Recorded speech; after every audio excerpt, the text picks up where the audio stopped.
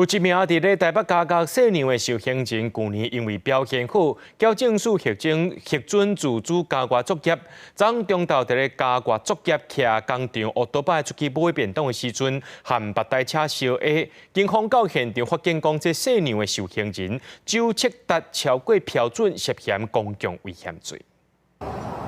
0.35啦，什么时候喝的？早上喝的，还说没有？手放后面。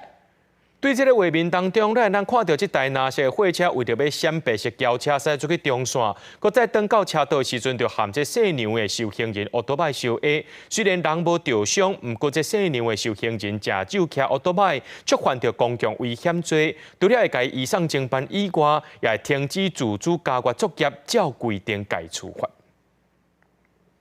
伫去咱头城清芬路二段13早起，有一位85岁阿婆，可能是撞过车路，或一台拄青灯来驶叮当的拖拉机搞死。驾驶个点唔知继续驶，警方找到人的时阵，司机讲伊唔知影讲有去弄到人，目前先甲这嫌犯移送法办。一个负责人因为青灯伫要变红灯，无行路口，直接窜过台九线车路，去互青灯带起步的大货车弄到，当场死亡。大货车驾驶事后无停落，直接离开。现场看到民众是讲，当时有听到哭哭的声音，出来看到老妇人倒伫涂骹。然后突然他开走的时候，我就听到怎么扣扣扣的声音，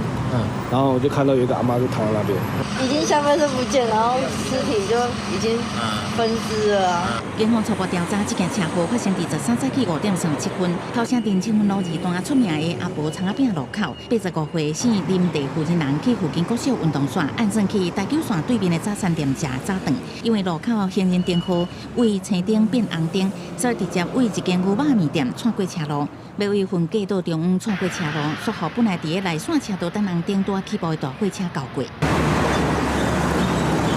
到事故现场会当看到涂骹流真长的脸台痕，警方由防锁线封闭车道调查，暂时开放单线通行。该董姓驾驶不晓得发生交通事故而逃逸，经警方调阅路口监视器查知该肇事车辆，